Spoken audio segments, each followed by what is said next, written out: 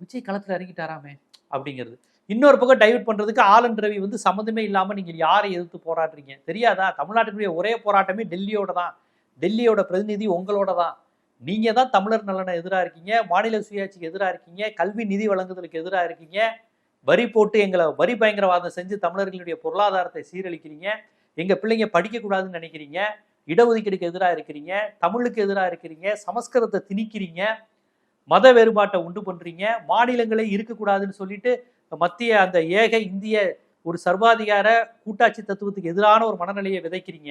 உங்களுக்கு எதிராக தான் தமிழ்நாடு போராடுது. புரியுதுங்களா? நேற்று இப்படி ஒரு உரையாடல் வந்த உடனே விஜய் பக்கம் திசை திருப்பணும். நேற்று வந்து ஆளுநருக்கு எதிராக தமிழ்நாடு பேச ஆரம்பிச்சிருச்சு.